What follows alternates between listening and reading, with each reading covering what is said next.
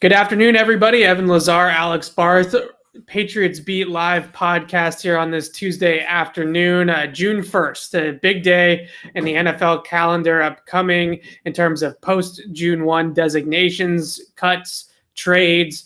Now we get into the time of year where these start to save teams salary cap space instead of cost teams salary cap space, Alex. And there's going to be some movement, I would expect, over the next week across the league in a lot of these movements. And of course, Julio Jones being the biggest name that is most likely to move. We could potentially see at this point Aaron Rodgers, Deshaun Watson. Now makes the most sense if the trade for those guys would happen. But realistically speaking, I'm sure Julio is probably going to be the biggest name if he even does get moved. But the reports this morning that have surfaced around over the last couple of days are that the Falcons are driving a pretty hard bargain at the moment for Julio Jones, a first-round pick, maybe a second-round pick, plus an NFL veteran player that they can roster this year. That's a pretty steep asking price for Julio, especially considering his salary cap implications as well. Yeah, but you can't be surprised. This is a team that I think made it pretty clear during the draft that they're still trying to win right now. Yeah. Right. If this was a team that was ready to shut it down and go into a rebuild, they don't take Kyle Pitts fourth overall. They take a quarterback. They either take Justin Fields or they take Trey Lance off the board. Right. They take a quarterback at 4, right? If they're willing to start to rebuild right now. They're still trying to compete. They're not trading Julio Jones because they want draft capital. They're not trading Julio Jones because he can't play anymore. They're trading Julio Jones because they can't afford to sign their draft picks. At this point, it's basically Julio Jones or Kyle Pitts because of the way they've set themselves up financially. So you'd expect them to be aggressive. You'd expect them to want somebody back who's going to help them win right now because their window's not huge, right? It's maybe 2 years. Probably 1, maybe 2. Matt Ryan's 35, 36 years old, something like that. So right. I'm not surprised they're driving a hard bargain, but I think at the end of the day, like I said, they don't have the money they've signed 10 of their they still have 10 of their 12 draft picks unsigned. They've only signed 2 and they were both late day 3 picks. They still have to sign Kyle Pitts. They still have to sign most of their top draft picks. So they don't have a choice. They have to trade Julio Jones. I think trading Grady Jarrett is maybe the one other way they could do it. I saw somebody mention that, but at this point, Jones just makes more sense. So it's going to happen. I think it's going to happen. The question is just, who's willing to meet them in the middle? Who's willing to come up the most? Yeah, I still haven't heard anybody tell me that any team has a 2022 first-round pick on the table for Julio Jones. Well, right? I haven't heard that offer. Because Diana Rossini reported that there was a first-round pick. You think that's a future? I think it might be a future one because I haven't been able to get any confirmation that that's accurate, that there is a 2022 first round pick on the table. Bill Belichick touched on it during the draft in one of his post day press conferences that 2022 draft picks were treated like gold this draft cycle, right? It was really difficult to move around the board because there's just not a lot of teams willing to part with 2022 picks because of the uncertainty of this draft class with the pandemic, not having a combine, not having in-person visits. Those 2022 picks have become extremely valuable. So I just don't see it. I don't see another team willing to move a 2022 first-round pick for Julio. Now, maybe if Green Bay is in on this or Kansas City is in on this and their pick's going to be 31, 32, something like that anyways, maybe I'm wrong. Maybe there is something like that on the table, but I don't think so. The real question for the Patriots is, would you do something like a second-round pick and Sony Michel and maybe Chase Winovich for Julio Jones? And that sounds like a lot to me, but I don't think a second and Sony is going to get it done. I think it's going to take a little bit more than that. And it does sound like the Falcons would like to get back a player or two that they feel like they can put on their team right away.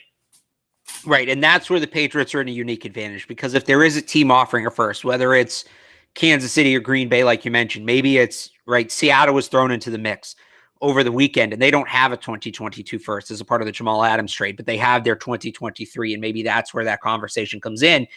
If the Patriots want Jones, they're going to have to get creative at that point. And that's where we start talking about Sony Michel and N'Keal Harry. And, some people have mentioned Chase Winovich in that conversation with all the edge players that the Patriots drafted.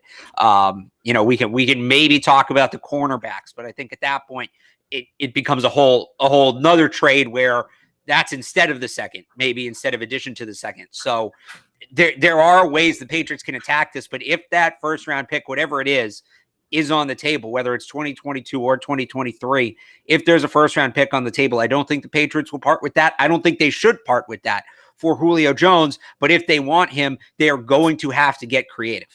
Yeah. And just to clarify, I see somebody in the chat talking about cap space in Atlanta. There's always ways to manipulate the cap. The easiest way to get Atlanta cap friendly, basically, is to trade Julio. But more importantly, with Julio, I think Julio wants out of Atlanta. Like, he's made that clear. I mean, I know Shannon Sharp didn't tell him he was on the air, and that's a whole sketchy situation. But he made it abundantly clear on that call. He was speaking candidly because he didn't know he was on the air, and he made it abundantly clear in that call that he wants out of Atlanta. So whether Atlanta can do it or not with the salary cap is kind of irrelevant at this point. Well, let me add this too, because people talk about, the cap isn't real. The cap can be maneuvered, and it can, but you can't erase cap space.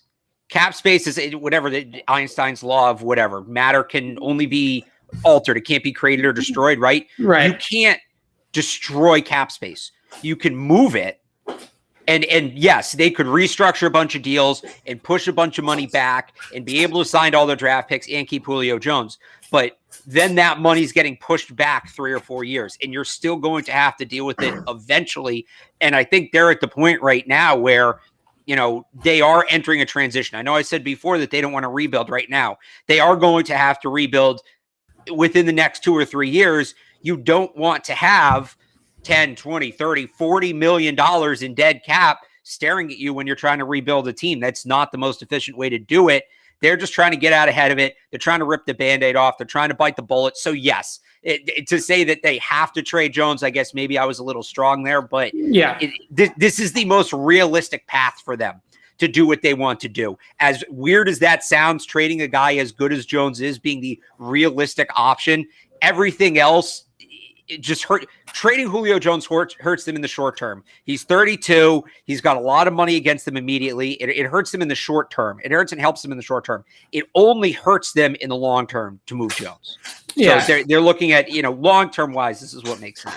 So I think we're both in agreement that a second round pick tacked on with one of these players that the Patriots might not look at as part of their shorter long-term window, a N'Keal Harry, a Sony Michel, maybe even a Chase Winovich, is a deal that we would make. But in reality, do you see this happening, Alex? And who's sort of your favorite at this point? Now that we could really, I have my phone next to me because we could hear about this on the show right now. This would be could very really, cool. Should I get the alarm ready? Yeah, this could happen at any point in time right now because they've been shopping Julio. Julio's been shopping himself. And this trade, they know who's out there, right? They know what the deal is. They know what the suitors are. So what do you kind of feel like is his eventual landing spot? And do you feel like I do that I'm not really sold that the Patriots are going to be in on this at the end? Yeah, and sorry, I just false started there. I thought I got a Twitter notification. I thought maybe that would have been funny. It was my friend Jonah. Shout out Jonah. My favorite's the Titans. It's been the Titans. I said this on the last show. The reports were that the Titans were out. Now the reports are that they're back in. I think that no team has more to gain by adding Julio Jones than the Titans. Maybe the Packers, but what they'd have to do cap-wise to make it work pushes it back a little bit for me. I think the Tennessee Titans, I don't think they become the most talented team in the AFC. That's still the Kansas City Chiefs. But the Chiefs have their flaws. They've got a lot of new pieces, especially on the offensive line they have to work out. They also play in a much tougher division. The Titans, to me, with Julio Jones, should finish with the best record in the AFC. I think, if the Patriots add Julio Jones, right? Who's better than the Patriots right now for sure? The Chiefs, the Titans, the Bills. The Patriots are kind of in that next tier. They're there with the Colts. They're there with the Ravens, right? Those are 3 teams that we know for sure. If the Patriots get Julio Jones, I think that puts them ahead of the Bills. Certainly. I think it does definitively. They're probably on par with the Titans. They're still below the Chiefs. If the Titans add Julio Jones, that puts them very, very close to the Chiefs for me. Like the amount they gain in terms of, I guess, power rankings, It's not the exact right term, but if you get what I'm saying, like I think the Titans have the most to gain. I think they have the most reason to be aggressive. Obviously, Derrick Henry, we know, is pounding the table for it, and he's a guy that I think has the ear of their front office there. So I'm going to say the Titans. They've been my favorite. I'm going to stick with them, but I do have the Patriots second. If the Titans bow out, I think the Patriots have the most to gain and the most reason to be aggressive here. And then I put the Packers third, probably the Chiefs fourth. And then we get into the Colts and the Chargers and the Seahawks and the Niners and all those teams. Yeah, so I kind of feel like if I'm going to go favorite, I agree with the Titans. I think Seattle wants to do anything to keep Russell Wilson happy. So I think except add to their offensive line. Except they don't see it's like the draw 25 meme with them in the offensive line. Right, but it does kind of feel like if Russ says, I want Julio, Russ and Julio talk and they're like, we want to play with each other, that one, the front office is almost pressured into making that deal in Seattle, just out of keeping Russell Wilson happy. I do also really like the optics of him returning to his old offensive coordinator with Kyle Shanahan in San Francisco. You know, that was a huge year, obviously, for the Falcons offense in 2016. Ryan wins the MVP, but Julio was kind of the second MVP, like sort of, it's kind of like a Devontae Smith, Mac Jones situation, right? Like the quarterback won the MVP in that situation, but it does kind of feel like a reunion with Kyle Shanahan makes a little bit of sense. But I still think if I had to pick it right now, I think that Seattle might actually pull this off. Now, they don't have the draft picks to do a whole lot there in terms of compensation, but maybe there's some players on their roster that they can send to Atlanta that Atlanta likes. I don't know. I just feel like they're going to do pretty much everything under their power to make Russell Wilson happy, to make sure he doesn't want out of Seattle at any point. Well, some of what this comes down to as well, I think, is right. Julio doesn't have a no trade clause. Right. The Falcons can send him wherever they want. So it's going to kind of like it did with Matthew Stafford and because we dealt with it there. So if you remember back to that, it comes down to the Falcons are going to some extent honor what Julio wants because he's just, we debated this on the last show, arguably the most important player in Falcons franchise history. I think it's Michael Vick, but Julio's in the top three. I think there's no argument there. Yeah. Just because Michael Vick, Matt Ryan, they're quarterbacks, etc. That's not the point. How much are the Falcons going to honor what Julio wants? If they let Julio make the decision, a team like Seattle's is much more in play. I think a team like the Patriots benefits from Julio having say. If the Falcons just want the best return and this is a huge trade for them and they need to maximize their assets, that to me helps a team like Kansas City. It helps a team like Green Bay that's willing to give up that first round pick. Because ultimately, I mean, what would you rather have? And we talked about the 2022 picks being so valuable, but would you rather have a first round pick in 2023 or a second round pick in 2022? I'd rather have the first because you get the extra year of team control, especially coming from the Packers. Who knows what they're going to look like? Especially coming from, if you're the Falcons, I know that they're not ready to admit that they're in a rebuild, but I think after this year, when Matt Ryan they go 6-10 with Matt Ryan again, I think they'll be ready for it at that point. And having that extra pick in 2023 in the first round becomes extremely valuable, whether they want to use it to move around the board or they want to use it as an asset in 2023. Right. And with Green Bay, they're going to need to move up to get a quarterback. So the more assets they have, first round pick, you're right. What if Aaron Rodgers is the quarterback there next year? Right? What if it's Jordan Love and that team is nowhere near as good? You just don't know. So if there's a first round pick out there for Atlanta, whether it's next year or 2 years from now, I think you take it. Again, I don't think that's coming from the Patriots. That goes to my point. The great unknown here, the reason to me why this is so hard to project is we don't know how Atlanta is going to honor Julio's wishes. That's what this will ultimately come down to, and we don't know. And by the way, there's an in-between, right? It doesn't have to be Julio picks where he wants to go, and Julio has no say. We've seen teams do things where it's like, give us a list of 5 places you want to go, and we're going to pick the best offer between the 5. Give us a list of 3 places you want to go, etc. So I think it probably ends up being something like that. From everything we've heard, the Patriots would be on Julio's short list. So again, the more say Julio has, the better for the Patriots. But if you want to project this and you're playing along at home, right? And you're playing GM along at home and you want to try to project this out, the question to ask yourself is how much say do you believe the Atlanta Falcons will let Julio Jones have in his landing spot? And I don't know. Nobody knows. They're very tight-lipped about it, but that's what it's ultimately going to come down to, I think. So other than Julio Jones, we do have a little bit of news. Bit. Okay. Delaney Walker is flying to San Francisco to work out with the Niners. Okay. So I know that's not so the reason I bring that up is San Francisco's a team in the hunt. Right. And they don't have a ton of cap space. Or if they're looking elsewhere, do they now know they're out? San Francisco's more been tied from their interest, not Julio's interest, where they may be told, Julio doesn't want to go play with Kyle. He still hates him for 28-3, et cetera, something like that. So, a little bit. But again, this is where, it maybe means nothing. It could certainly mean nothing.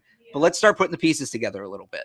Okay, so let's talk about some of these other potential post-June 1 trades, because it's all eyes on Julio, obviously. But Bill Belichick, he has you looking over here, and maybe he's working on something over there, right? And I mentioned Rodgers and Watson. We're not going to get into that. I think that's pie in the sky type stuff. Zach Ertz, another name that's probably going to get moved, not to New England, obviously, after their free agency with the Hunter Henry and Johnny Smith. You never know. I guess you never know. Buffalo did clear that cap space today with the Stephon Diggs conversion.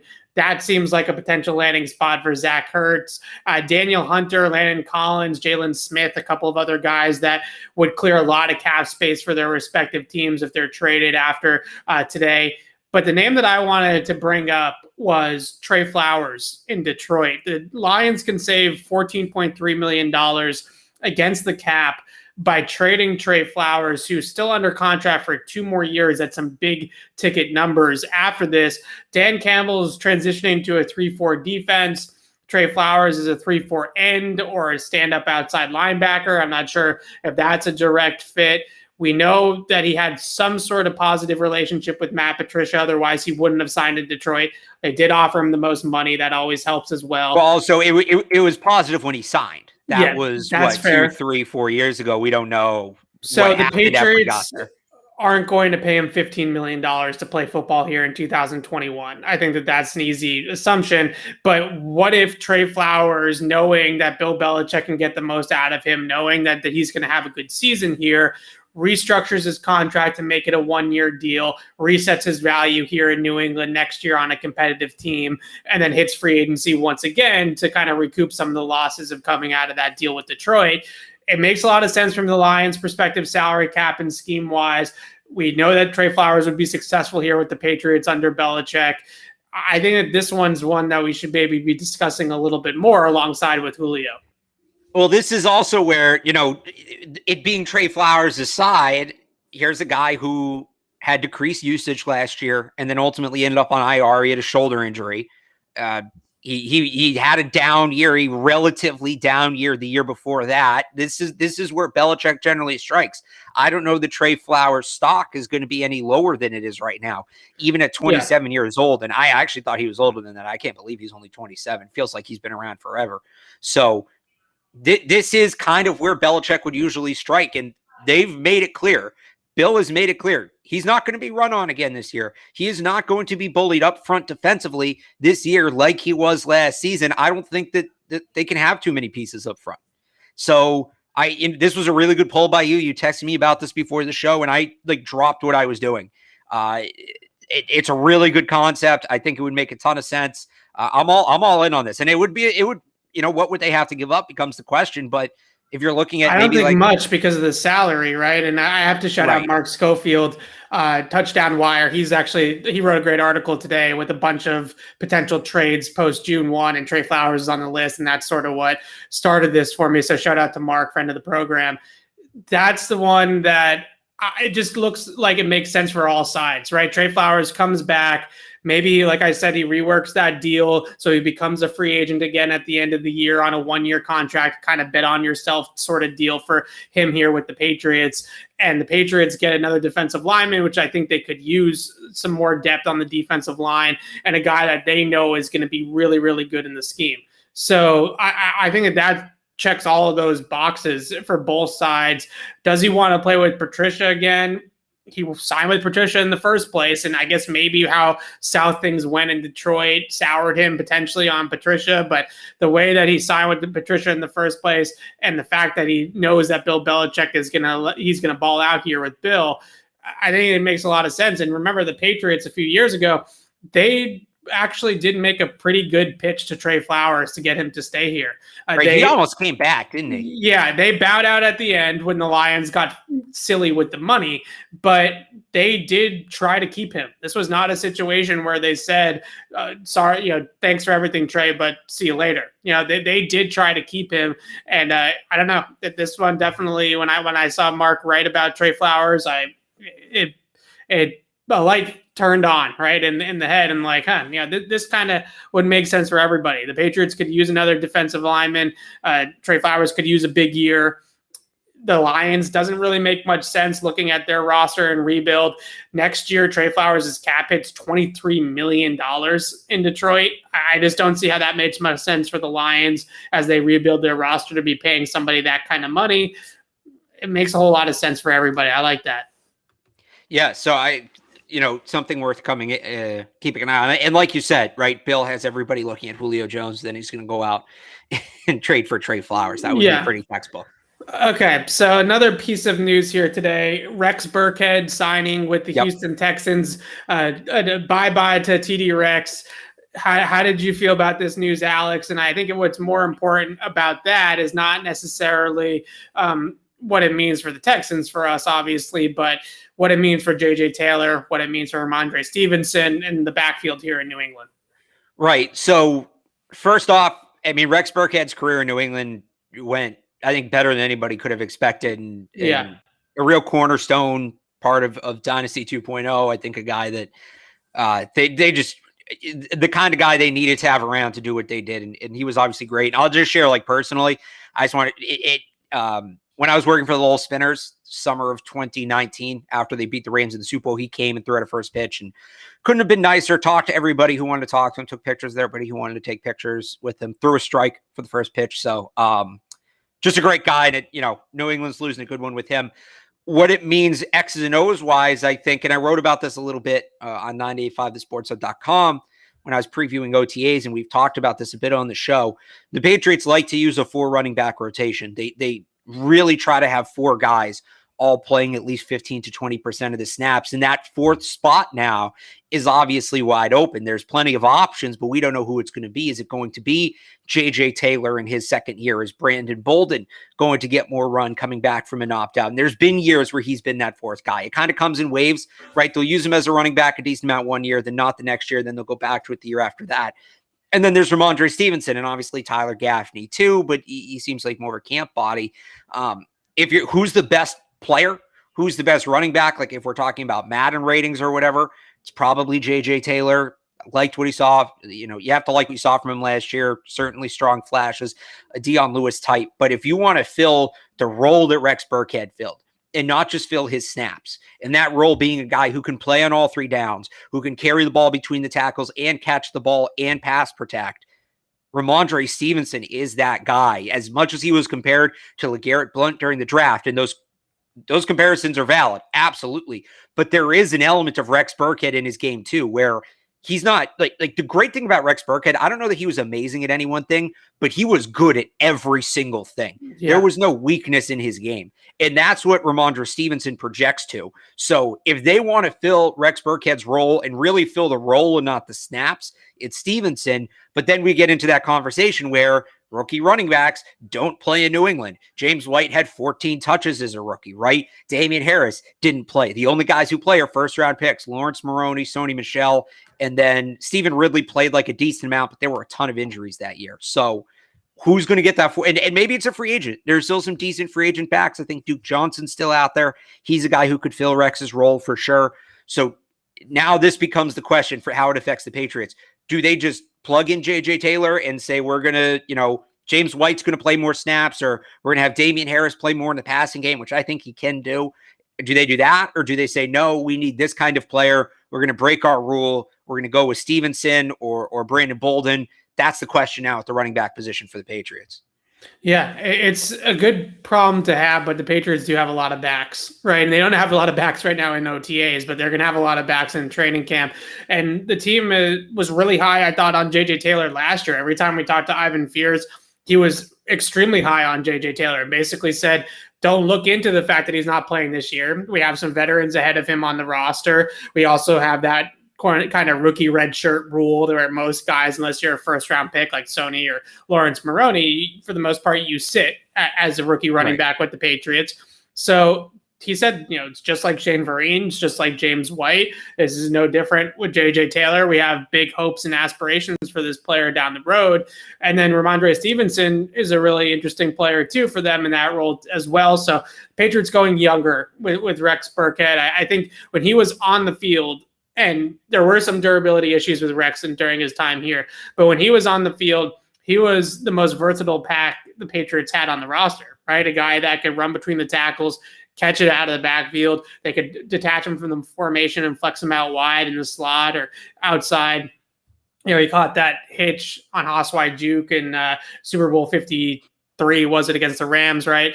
Right. There was so many instances where he was doing different things. It could do a whole lot of different things. And he played on fourth down and in the kicking game a lot too. So this is really a 4-down player for the Patriots. Right. So a lot of kind of holes to fill, and Brandon Bolden comes back from the opt-out. Maybe he takes on some of those snaps on special teams that Rex Burkhead was playing while Ramondre Stevenson kind of develops into that role. I could definitely see that. I think they really like JJ Taylor, though. He's been getting a ton of work, obviously, in this portion of the offseason program with a couple of backs not present, James White, Sony Michel, Damian Harris not present right now. So it's been the JJ Taylor show down there a lot. And he can catch it out of the backfield. He's bursty. He runs well with the ball in his hands. He runs stronger with it and has better contact balance than his size, which suggests a lot like Dion Lewis, as you said. So very, very high on JJ Taylor. Obviously optimistic about what Ramondre Stevenson could potentially bring to the table. It did seem like the writing was on the wall for Rex Burkhead with those two guys around. So it doesn't surprise me one bit that this is, Rex Burkhead didn't have a job here, that he didn't have a role here with the Patriots, and he moves on. I can totally understand that from the Patriots' perspective. I find it super interesting, though, that there was a lot of positive kind of feedback from Patriots fans about Rex Burkhead seeing him go. And I'm sure the same thing can be said about the locker room as well. A real locker room favorite, a clutch guy, came up at some big moments. Obviously scored the game-winning touchdown in the AFC Championship game against the Chiefs, had a big 2018 postseason. It's going to be interesting to see if Ramondre Stevenson's ready. Are they ready to play him? Is he going to be ready to play as a rookie? That's going to be sort of what decides ultimately how this all shakes out, because Ramondre Stevenson has the potential to be a Rex Burkhead and play on all four downs as well. Right. I don't know if you can expect that out of a rookie, though. That might be a little bit too much.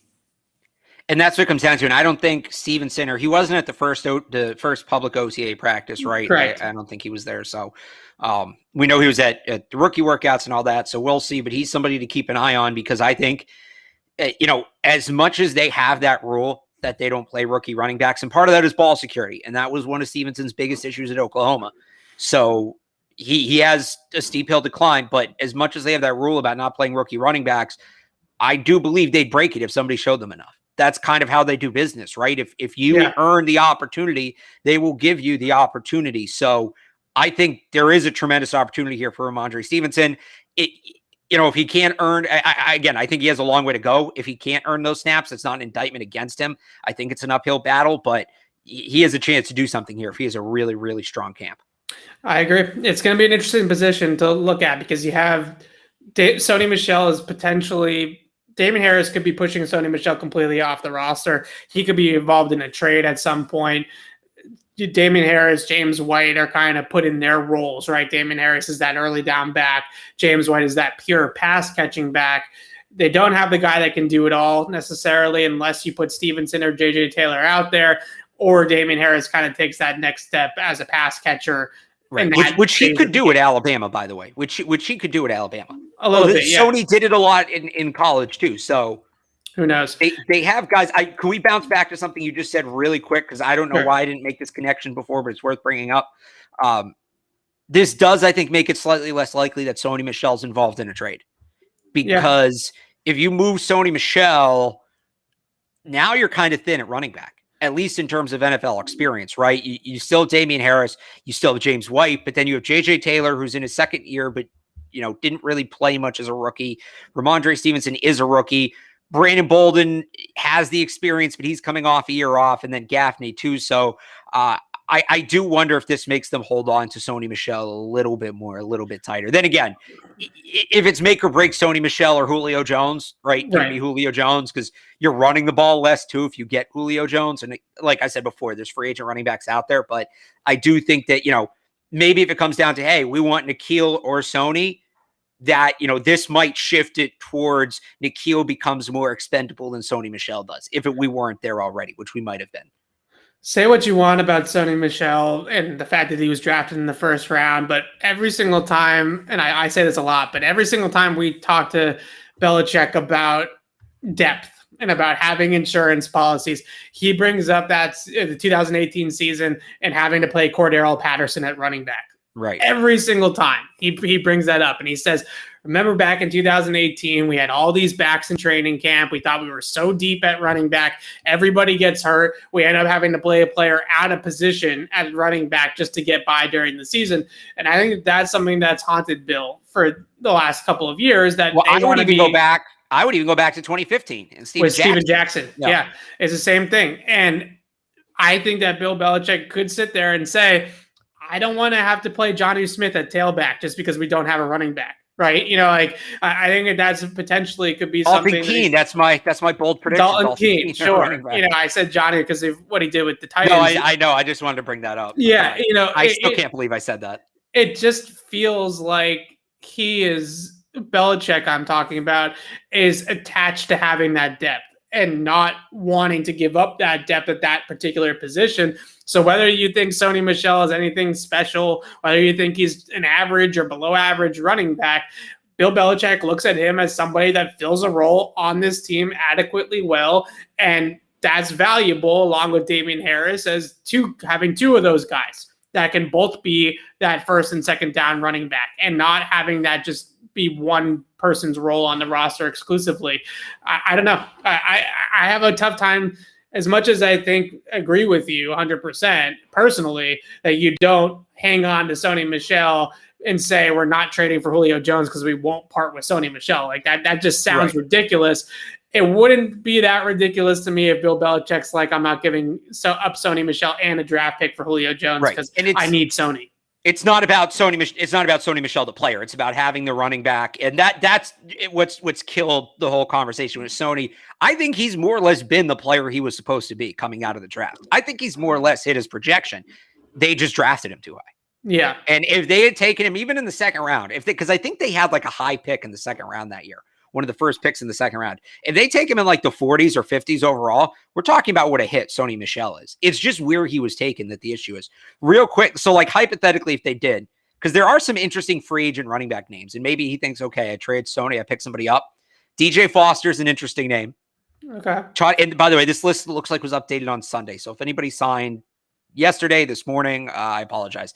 DJ Foster, Todd Gurley, Devonta Freeman, TJ Yeldon, Adrian Peterson, Duke Johnson, Le'Veon Bell, Frank Gore, I thought signed, but he's still a free agent. Bo Scarborough, and that's pretty much the end of the list for interesting players. But like, there are some interesting running back names. Yeah, I mean, Gurley and Freeman are the biggest names that potentially still have some juice, but those guys are more zone runners. Scarborough really interests me for the Patriots. Scarborough is a power back, kind of like a LeGarrette Blount light. Maybe you could have that conversation. But he went to Alabama. Did he go to Alabama? And he doesn't. That's two huge boxes. So yeah, okay. I'm also just all right. I don't hate that group. I wouldn't say Gurley or Freeman for the Patriots. I'm just saying you're going to pay Scarborough half, if that, of what you're going to pay Gurley, and in the Patriots offense, they're probably going to produce the same. Yeah. So okay, I don't hate it. It's not a bad list at this time of year. If you right, it could be worse. Here's why I wanted to bring that up: Sony Michel or Julio Jones and Bo Scarborough is kind of like that. I think if they're going to make that trade, I think that's what you're looking at. And that's the conversation Bill's having with himself, Sony Michel versus Julio Jones and Bo Scarborough, Julio Jones and Todd Gurley, Julio Jones and Duke Johnson in the comment. I think we all know what we would do. I think I know what most of the people in the chat would do, but we're not the ones making the decisions. Bill is, and I think that's how he's going to ultimately end up looking at it. if it comes to that. Like you said, the Patriots trading N'Keal Harry along with picks for Julio Jones makes so much more sense to me based off of their track record than trading Sony, because I would even argue Winovich would make more sense than Sony at this point. Yeah, I just feel like they are, again, Belichick is extremely attached to not being left playing Jonnu Smith at running back or converting somebody else to running back because they have an injury to Damian Harris. James White's not really that guy. Ramondre Stevenson's not ready to be that guy. So you're end up going into a game a couple of weeks, or even, God forbid, Damian Harris gets seriously injured. You go into a stretch of the season with Brandon Bolden and Jonnu Smith as your two running backs, early down running backs. That's a situation that he just doesn't want to be in anymore. I think he's fed up with it with Steven Jackson. That was a good pull. Did it with Cordero Patterson in 2018. I think he's had enough of that. So I could definitely see Sony Michel being a little bit of a sticking point, as crazy as that sounds. All right, let's talk about some OTAs. Patriots OTAs on Friday will once again be open to the media. We got to see one practice last week on Thursday. I do want to preface this conversation with saying that some of the things that I've seen come out of that one practice is absolutely bonkers about Mac Jones. Like, it's one practice, guys. Like, let's calm down. It's one practice in the middle of May with shorts and T-shirts, no pads, no contact. He's throwing passes against, like, Troy Brown is out there playing DB, right? Because the defense is out there doing something else. So they're going, drills against coaches playing in the secondary. There was no 11 on 11s. They're not allowed to do 11 on 11s at this point in the offseason. There were 7 on 7s. Jones made some check down passes that were nice. I actually thought, though, his work in sort of the walkthroughs against coaches or against the offensive players playing defense in sort of like a scout team type of role were more interesting to me than anything that he did in a live 7 on 7. There was one drill, and I showed you the clip, Alex, of they're running Haas. They're running hitch on the outside, seam on the inside, and the coverage is changing, right? One play, it's man-to-man. The next play, it's a cover 2 zone. Next play, it's cover 3 zone. And they were just trying to make the quarterback see the rotation and make a quick decision with it. And Troy Brown, who was playing outside corner. So again, we're talking about a coach playing outside corner. But although Troy Brown did play, he had at least it was Troy Brown, right? Yeah. At least it was Troy Brown, and it wasn't like Nick Caley or something like that, right? Like at least it was somebody that's actually played in the NFL before.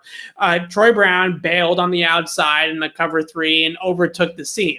And when he overtook the seam and left the hitch wide open on the outside, and Mac Jones made that decision like this, right? Like, it was split second, saw the rotation, ball comes out, and then he's throwing to Devin Asiasi on the hitch, and he throws Asiasi to the outside hip to lead him away from the defender dropping into the flat. So just a perfect decision, perfect throw. Then we got into protections, and he's making changes at the line of scrimmage already, right? He sees the blitz coming. He slides the protection left. He resets the mic. They get the blitz blocked, and everything looks gravy. And Josh McDaniels looked very happy with that sequence of events, right?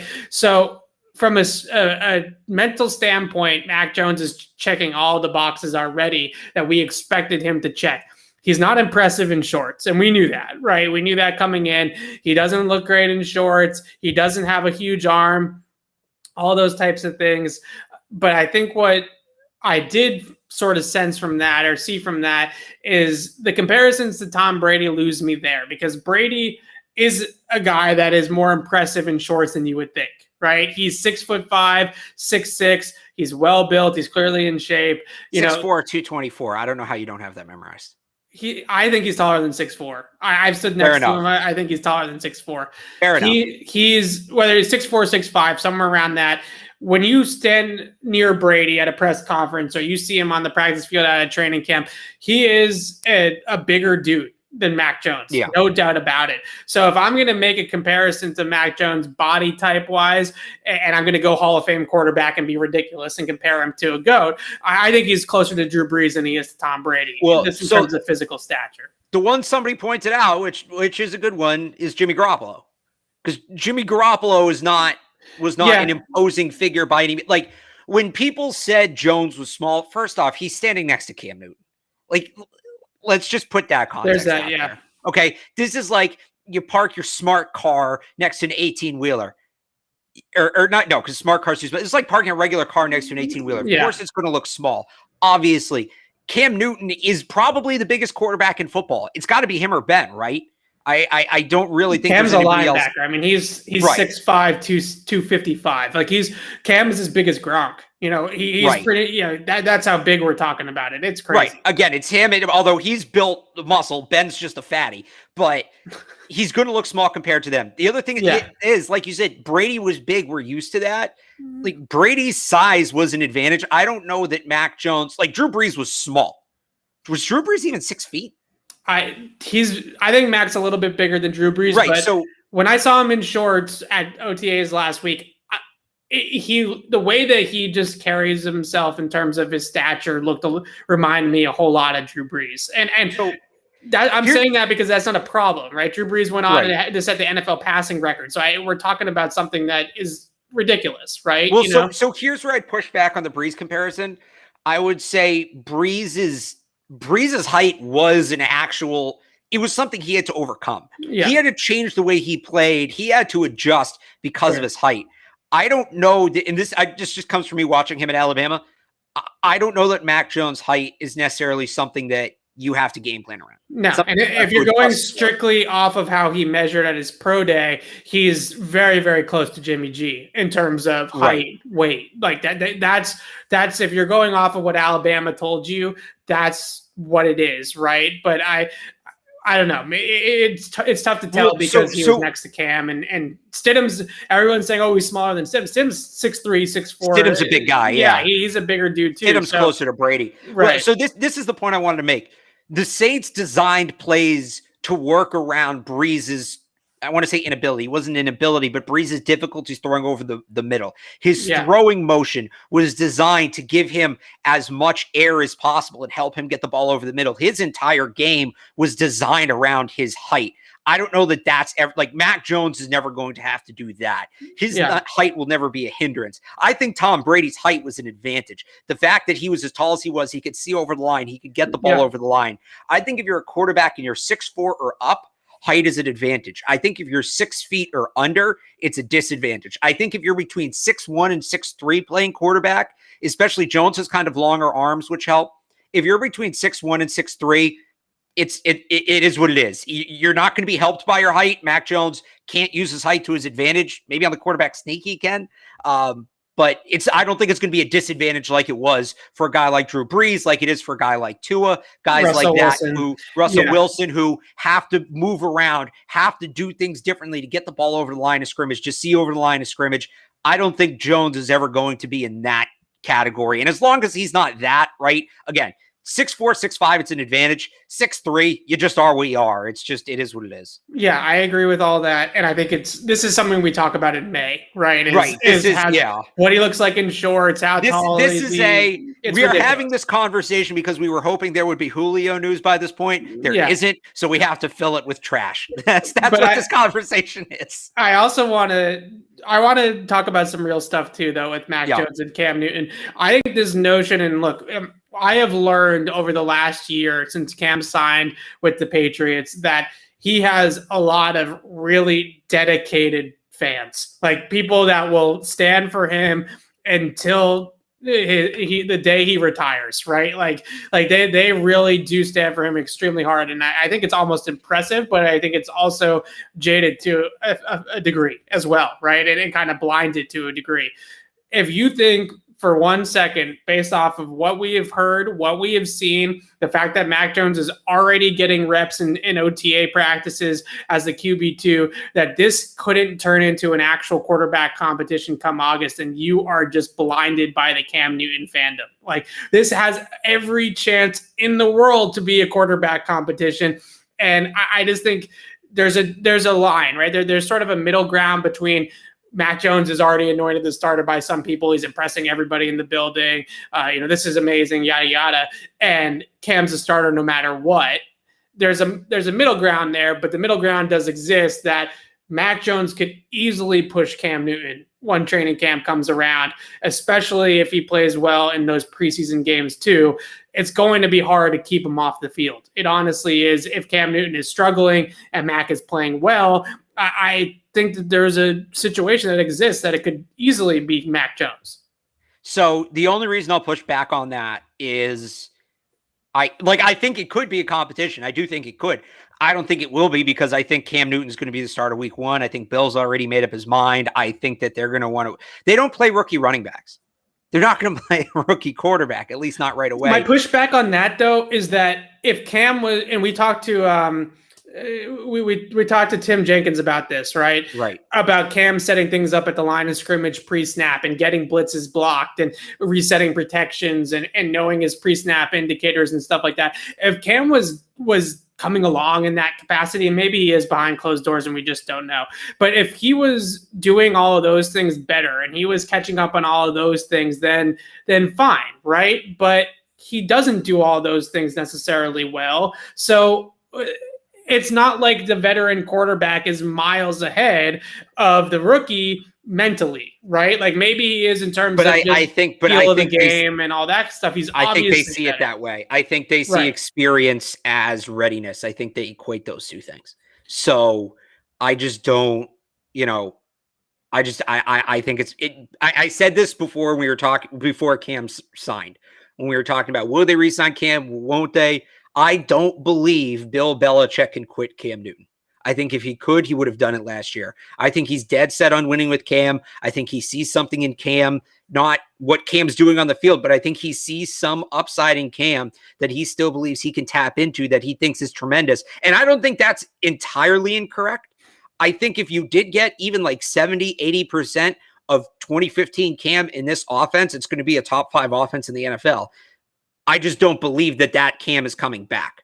Whereas I think Bill does. I think Bill still thinks deep down somehow, some way he can get that guy. And the only way to get, once you can't bench Cam and then go back to him.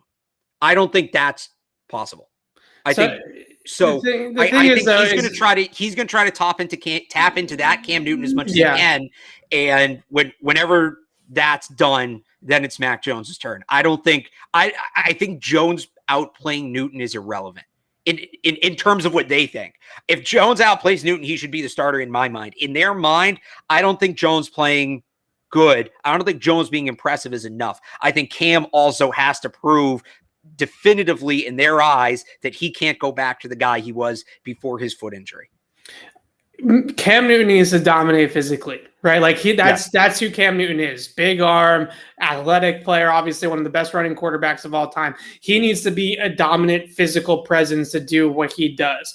And if we get to a point where I see in camp that Cam comes to the line of scrimmage, points out the Mike linebacker, sets the protection, sees the blitz coming, knows where his answer is, makes a quick decision with the football and throws it accurately, and the offense runs the way it's supposed to when things are snuffed out properly, then I don't think that there is a competition.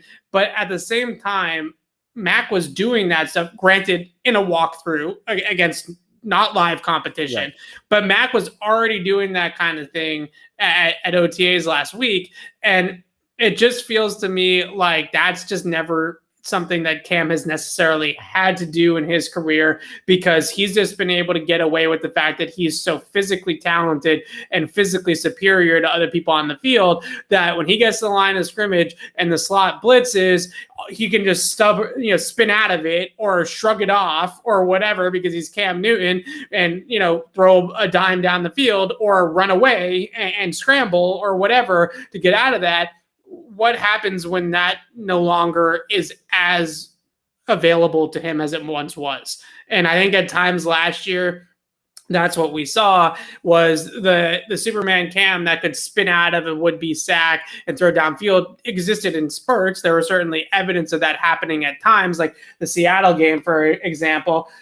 That was something that we saw, right? There was instances a little bit later on in the season too where he did spin out of pressure and kind of create something out of nothing. That play against the Jets. And do stuff like that. So maybe it does still exist in there.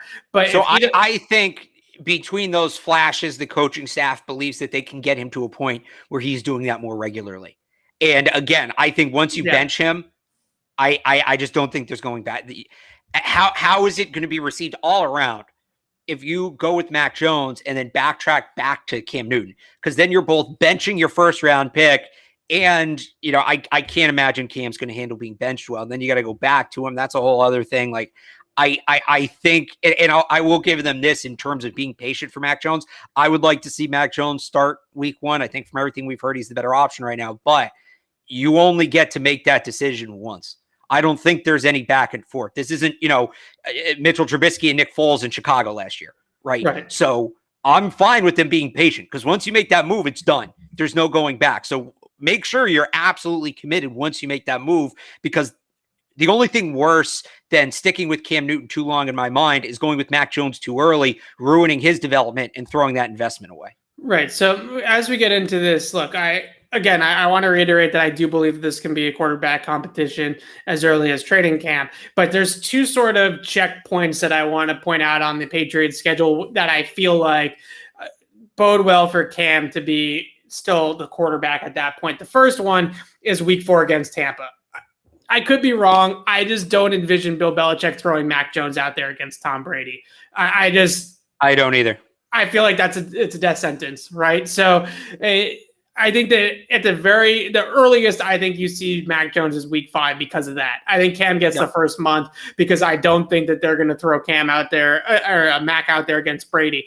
And then if the Patriots get destroyed by the Bucks and Brady has his last laugh and whatnot against Tampa, which is, I don't think they'll get destroyed, but it's definitely possible they lose that game. They lose that game, that's an easy segue, right? Where we are 4 weeks into the season, we're 1-3, we're not where we want to be. We're 2-2, we were not where we want to be. We clearly were just overmatched by Tampa Bay, and now is the time for us to turn to Mac. That's I think a possibility. The other kind of game to look at is week 9 at Carolina. Does Bill Belichick keep Cam in there just so that he can start against his old team? Because that's going to be tough for Cam to come back to Carolina as the backup quarterback. I was surprised. I said it on schedule release night that game was as late as it was on the schedule for this exact reason. Yeah. It should have been back-to-back with Tampa. It really should have been. If Bill cares as much about Cam as he has let on in the last year, just in terms of respecting Cam Newton and who he is as a professional and all those types of things, having him go back to Carolina as the backup that would sting for Cam, I'm sure. Yeah. So that's kind of something that you have to look at and say, if Cam's still here and he's still on the depth chart on the roster, I find it extremely hard to believe that Belichick would make him go back to Carolina as the backup. Now, maybe it doesn't matter because Mac is just so much better, or it really is the answer and it's pretty clear and that is what it is and that's life and whatnot. It all could be true, but based off of everything that Bill did for Cam last year, I don't know. It just kind of feels like he owes Cam some solids, right? So again, this is where, going back to what I said, I don't think Bill Belichick can quit Cam Newton. I think that between the talent Newton has shown in the past and what Newton means to the game historically and all of that, I think Bill's just super into it. And the Carolina reunion plays into that. Yeah. So I think we're going to be waiting for Mac Jones. I think there's going to be a storyline at least for 2 months. I wouldn't be shocked if we don't see Mac Jones this year. That's not how I would do it. I think the whole reason Mac Jones was a first-round pick because outside of Lawrence, he was the most NFL-ready quarterback in this draft. I think he was more NFL-ready than Fields. I think he was more NFL-ready than Wilson. I think he was more NFL-ready than Lance. I think he was the ultimate plug-and-play quarterback, right? We talked about this ad nauseum. The thing with Mac Jones was the floor, not the ceiling. This dude was going to come in right away and be a serviceable NFL quarterback and do that for 10 years. And whatever he did beyond that, it didn't seem likely, but that's what he was going to do. So I think he's a guy you go to right away. I just don't think the Patriots do it because of how they operate. Yeah, it does feel like that. Right. He has impressed people though, and with his mental acumen, and that's what this time of year is about, right? This time of year is 100% about the learning stage of the offseason and the education stage of the offseason and basic install and all that kind of stuff. And I don't know, Mac has definitely made a good impression. Is it going to be enough? once training camp comes around and he's in there against, live competition? Is he going to be ready for it? I guess we have to wait and see on that. And that's sort of where I say, okay, like, let's slow down just a little bit with some of the stuff about Mac Jones and all that kind of thing. But I'm stalling a little bit here to get to that 4:00 buzzer. I feel like we'll probably, is it 4:00 or is it midnight? Like I can't get a straight answer on this. Yeah, so Miguel Ben's on Pat's cap. What did he say? He's been saying all along that the way that the CBA language is written, it's midnight tonight. I trust him. As soon as it turns to June 2nd, that's when we can start hearing about a deal. But you can tag a trade at this point as opposed to June 1 designation. So the trade, I think, could come at any minute. But would that mean it could have happened this whole time? Yes, it could have happened this whole time. So that's another interesting part about the Julio thing is that they haven't gotten, at least yet, they haven't gotten the offer that they wanted. Because if they did, then this trade would have been agreed to in principle. Similarly to the Jared Goff trade, similarly to the Goff-Matthew-Stafford trade, and the Carson Wentz trade that happened before the league year began in March. You could do something similar with Julio a week ago and say, we're making this trade in principle. This is going to be the trade, but we're not going to do it until June 2nd. So the thing here is like, we're so used to counting down to a trade deadline, right? Where it's like, okay, everything has to happen by then. This is the opposite of that. Like it might not happen. It might not happen today. It might not happen this week. Like we're opening the window now. I think they'd really have to do it probably by training camp, right? His value starts going down once camp starts and he's not getting those. I guess, with OTAs, I guess it starts going now.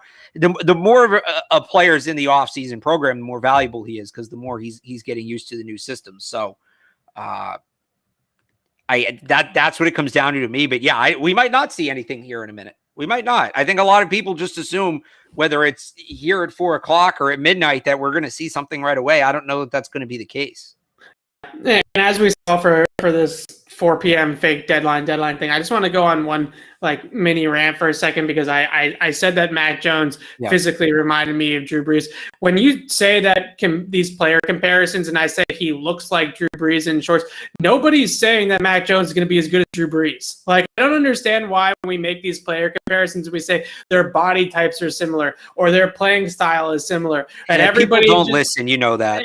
Right, but everybody just jumps to we're saying that this guy is going to be as good as Randy Moss or this guy is going to be as good as Drew Brees. It's like, no, nobody's saying that. I don't understand that whole thing, how we can't separate this guy has a similar playing style, this guy has a similar build from this guy's going to have that good of a career in the NFL because I made that I said he looked like Drew Brees. I don't know. It just is every single time the draft comes around, this comes up, right?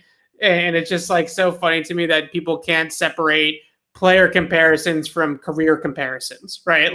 Nobody is saying that any of these guys are going to be as good as the star that we're comparing him to. We're just saying that they have similar body types and they look the same or they play the same style or something like that.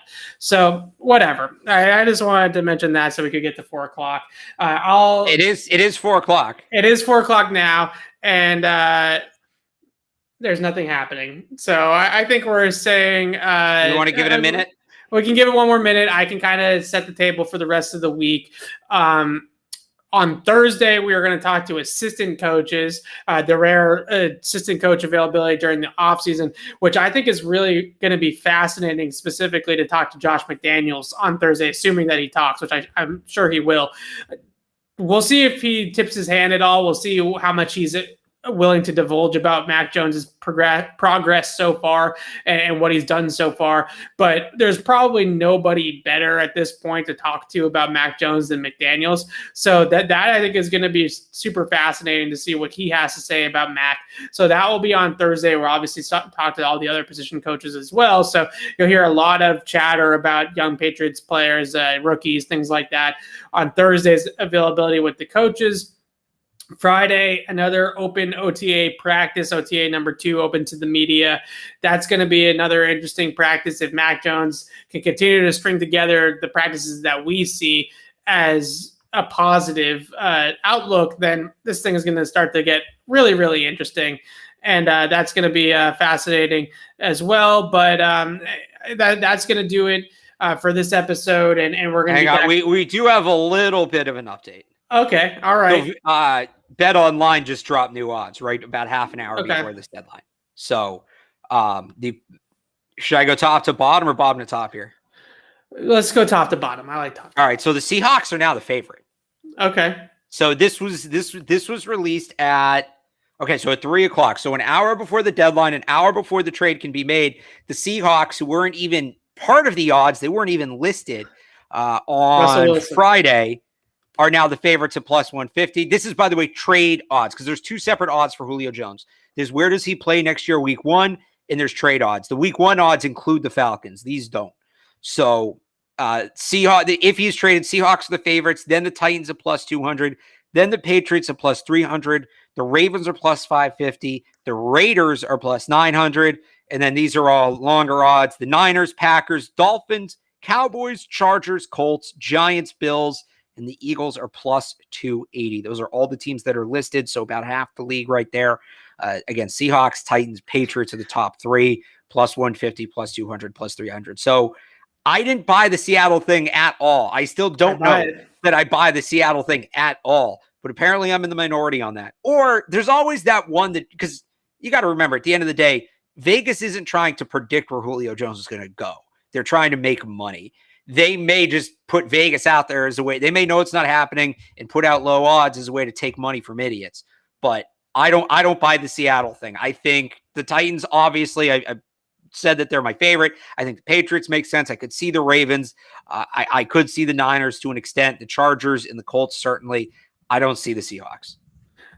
I see the Seahawks because of what I said earlier, right? Like, if Russell Wilson comes in to their front office and says, get Julio Jones, or I'm going to be upset. I mean, what do you do, right? Like, I just think because there was the report that the Falcons don't want to trade him to the NFC, and they shouldn't, right?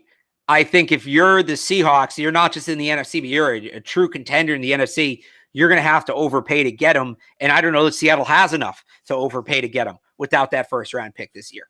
So that's the only pick they're missing. So I wanted to look this up really quickly. That is the only pick they're missing, and they have the Jets 4th this year from that trade. They have the picks to make this happen. Like I think they would need that first because they're an NFC. They could trade the first in 2023. I mean, I don't know. It just feels to me like they have the picks to make it happen, because I really don't think that they're going to get a first round pick for Julio Jones in 2022. Maybe a team like Green Bay ends up doing it. An NFC team has to give up a first round pick to get him, based on what we've heard. But we didn't talk about that before, but that's been said. They don't. But the report is they don't want to trade him in the NFC. Not just the NFC South. They don't want to trade him in the NFC. I think it takes a first-round pick for an NFC team to get him. And let's go back to those odds real quick here. So the Seahawks are an NFC team. After that, AFC, Niners, Packers, AFC, Cowboys, AFC till the end. And then the Eagles at the very end. These are all AFC teams they're talking about. They're just, the Seahawks have been trying for a while to do something to make Russell Wilson happy. Except add to the offensive line. But that aside, they've been trying to make Russell Wilson happy. There's nothing better to make a quarterback happy besides protecting him than going out and getting a Julio Jones caliber receiver. And assuming that a first-round pick is not on the table in 2022, they still have their own second. They still have their own third. They still have a fourth from the Jets. They still have their own fourth. So they still have everything besides their first-round pick. They have plenty of assets to make the move. Like, I don't think that it's any question of, Seattle doesn't have the picks to make this trade, because the Jamal Adams trade, I think, is false. I think they have plenty of picks to make this trade happen. Look, it reminds me of when Tampa came in very late in the odds for Brady. That they came in like that week, like 2 or 3 days before, 48 hours before, something like that. So, because Vegas tends to be, they're not always right, but they're pretty accurate with this stuff. I just think somebody will give them a 2022 first. I think ultimately, if Seattle will give them a 2023 first, I think somebody will give them a 2022 first, whether it's the Chiefs or the Packers. And I think especially for an NFC team, they're not just going to be able to outbid the competition. They're going to have to do it significantly. Like I said at the beginning of the show, I think the Falcons think they can still win. I think they believe they're in win now mode. They're trying to capitalize on Matt Ryan's window. You don't do that by making one of the contenders in your own conference better. I don't necessarily disagree, but man, the Falcons have to be naive. They got to be naive to think that team is going anywhere this year, but that's besides the point. Also, you mentioned Tampa Bay coming into the odds of late for they Tom Brady. They don't play head to head, by the way, for whatever that's worth. Yeah, I don't know. It's a different division. They don't play head to head. I know the Falcons' first preseason game is against the Titans, though, so that could be very interesting. Okay, all right. But first person to tell me that Tom Brady was going to Tampa Bay, do you know who it was? Tom Brady. Mike Petraglia. Oh, that I'm sure he rubbed it in. Trags, when are we having Trags on the show? I know, right? We need to get Trags on the show. We miss Trags. Trags told me, I don't know, maybe 2 or 3 months right before that came out, he said, I spoke to somebody I know down in Tampa, and they think that Brady is coming to the Bucs, and I was shocked. I couldn't believe that. Do we want to do a quick Boston sports minute at the end? All right, yeah, we can do a quick. We're literally stalling up our butts just right in now, case something happens. Yeah, everyone's like, you're just stammering on about nothing right now. Yes, we are, because we just want to make sure that we don't sign off and then 2 seconds later Julio Jones gets traded. We could do our Boston sports minute. Last night that was that stung a whole lot. I don't remember the last time like a non-championship loss hurt that bad. I was so emotionally invested in that game. It did feel like they mounted this comeback really early on in the game when Charlie Coyle scored to make it 1-0. I was like, this is a chance to really stomp on the throats, right? Like they can end this series basically right here. You don't see a lot of teams lose to a lead, although it happens more in hockey than maybe any other sport. But once Charlie Coyle scored and it was 1-0, I was like, wow, they're just gonna railroad this team. Like the Islanders have no chance. And not only did he score, he dangled like 3 Islanders to score. So it was like. Right. Like, I was really like, wow, the Bruins are just a much better team. That second period was killer. The Luzon pass was obviously killer. I'm defending Tuukka Rask until he's retired from the NHL. That's all I got to say about all of this.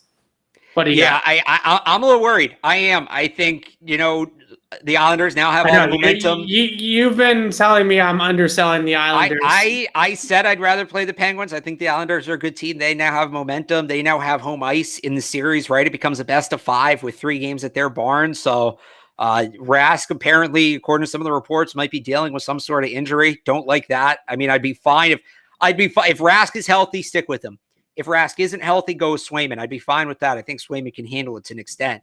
I don't want an unhealthy Tuukka Rask in net. And that's not me saying Tuukka Rask is a bad player. That's not me being anti-Tuukka Rask. If he's limited, I'd rather he not play, even just use, even if he needs a game off, and then you go back to him in game 4, whatever it is. But I'm a little worried. I had this as a 7-game series going in, so I guess, we're right on track for what I said. But that was a game the Bruins should have won. They had it right there, and Luzon had a rough night. Take the series by the horns, right? Like you're up 1-0 at home. They had a real chance to kind of make this not. Let me put it this way: if they win that game, I think they win the series going away. I think you break the Islanders' spirits and they tap out if you win that game. Now they're reinvigorated. It's I'm a little nervous. I am. I'm not necessarily saying I think the Bruins are going to lose. I don't think that. But it's going to be it's a real dogfight now. That was a monumental goal. Celtics are out tonight. Certainly, no. I think we move on from that. I'll give my I want to give my take on Kyrie stomping on the logo. Because I lost followers for tweeting this out. This Sunday. Is real stall now. We're whatever talking about was, Kyrie. Right. Whatever it was, Saturday night, Sunday night. I lost followers for this, but I'll say this: I hate Kyrie stomped on the logo. I'm absolutely with Kevin Garnett and Glenn Davis. You don't want to see that. But here's the thing: at the end of the day, he won. And was it petty? Was it childish? Was it being a sore winner? Yeah. You know how you stop somebody from being a sore winner? You don't let them win. If me as a Celtics fan seeing that, what I hope comes out of that is the Celtics see that as a wake-up call. Is this guy's been calling us out for 2 years. He came to our building. He whooped us, scored 39 points, and stomped on the logo. It's not, why did he do that? It's if I'm the Celtics, if I'm Danny Ainge, if I'm Whit Grousbeck, what did I do that allowed that situation to present itself? I hope that's a turning point, and we look back on that as kind of the low point on this era in Celtics basketball and ownership. the front office, the players, they use that to turn this thing around and get to a point where nobody's coming in and stomping on the logo anymore. Also, the guy who threw the water bottle, whether he saw Kyrie stomp on the logo or not, absolute a-hole. Get him the hell out of Boston.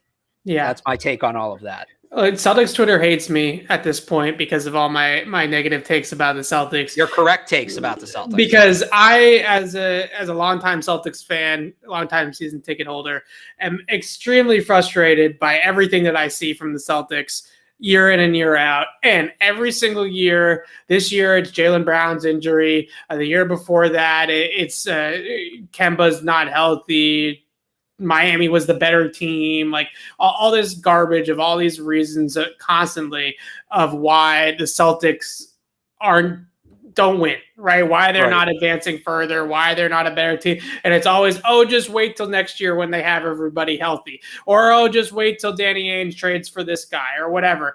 And it's just never ever happened other than KG, which is such an anomaly that's never going to happen again, right? It just never happened, and I am just kind of sick and tired of the letdown. I really am. Like every single year, like getting to the Eastern Conference Finals is a good season. I'm not saying it's a bad season, but at some point you need to get over that hump. Right? Like at some point you need to go beyond that shouldn't be the goal. Losing in the Eastern Conference Finals shouldn't be the goal. And it kind of feels like that's what it's become. Like my thing with the Celtics is people keep saying, they still got time. Tatum and Brown are young. They're learning. And I don't disagree with that. Not in this league. Here's the thing. I think young in the NBA is there's a lot of context with that term. And we're going into now that when the season ends tonight, we're going to be going into, I believe, Jaylen Brown's 5th year and Jason Tatum's 4th. Correct me if I'm wrong on that, but I think it's 5th and 4th for those guys. They may only be 24 and 23, but they're not young anymore. Jaylen Brown's been in this league half a decade. Jason Tatum close. Right. Send it. It's time to get this is we are past the young stage to me. We are now into the prime. Start capitalizing on the prime of these guys. The future is so bright. Just wait till next year when everybody's healthy. We're in the future now. They take that next step. The young Jays. And I'm not saying they should trade the Jays by any means. I'm worried about the Jays wanting to leave. I'm worried about Jason Tatum before they go find it elsewhere. And by the way, we are going to be going into you're not a title contender when your best player is 23. This is what I'm talking about. Like I hear all these excuses all the freaking time about this. No, that guy agrees with you. Read the rest of his comments here. You're not a title contender when your best player is 23. Thank you. Dan, you should have traded for Harden. That's how you beat contenders. So, Jaylen Brown's going to be 25 next year. He's going to be in his 6th year. That's the thing. Right. Like I looked at 23. And that's objective to me. Is he 23 and he was drafted at 21, or is he 23 and he was drafted at 18? Because those are two very different kinds of players to me. So, right, those guys, especially Tatum, they came in the league so young. I think you're close. I think you're getting really close. So how we always make that joke about, I was told in the future there'd be flying cars and all we have is this. I feel like that's kind of the joke with the Celtics right now, right? Yes. We were told in the future Jason Tatum would be this MVP candidate, Jaylen Brown be this great player. Jason Tatum's an MVP candidate, I think, or he will be next year. He's a great player. I think Jaylen Brown is as good as you can get from a secondary, tertiary option. The future is now. Now capitalize on it. Now don't put Jeff Teague around them and make them do all the work. Give up some of the youth, give up some of the picks, capitalize on these guys being not young, but in their prime and try to win from there. All right. Now we're losing some viewers and I think we've stalled. I'll wrap it up with this on the Celtics. Again, I'm constantly disappointed by the team, whether that's fair or not. I understand they don't have LeBron, they don't have KD, they don't have Kawhi Leonard. I get that. But I'm constantly disappointed by the teams just like, we're going to win one round or win a couple rounds and then bow out, or last couple of years, bouncing out earlier this year, certainly. The other thing I'll say, this league is one of those leagues where everybody's saying it. The players are in complete control of everything at this point, right? There is no team control over any of these players. So at what point does Giannis or Steph Curry or whoever it is get in Jason Tatum's ear and say, hey, let's team up, right? That's why Jason Tatum has to get in Bradley Beal's ear. That's what I've been saying. Sure. Maybe Jason Tatum can attract the player here. That's all well and good. That's got to be the dream. But what's the what happens when it's the other way around, right? And the shoe's on the other foot. And Jason Tatum becomes so frustrated with the lack of success here with the Celtics that Giannis talks him into going to Milwaukee, or Steph talks him into going to Golden State, or whatever the case may be. That's always going to be my fear with the Celtics. Again, wrapping this up though, finally, I don't think we're going to get a Julio trade right this minute. So we can finally sign off. Thanks for hanging out with us for these last 20 minutes or so. We seriously we're stalling to see if we could get that trade and also talk a little bit of other Boston sports. But Alex and I will be back on the podcast later on in the week to discuss Patriots OTAs, everything that happens out there on Friday. We'll get to on the pod as well. So until then, signing off for Alex Barth, I'm Evan Lazar. Thanks for watching, everybody.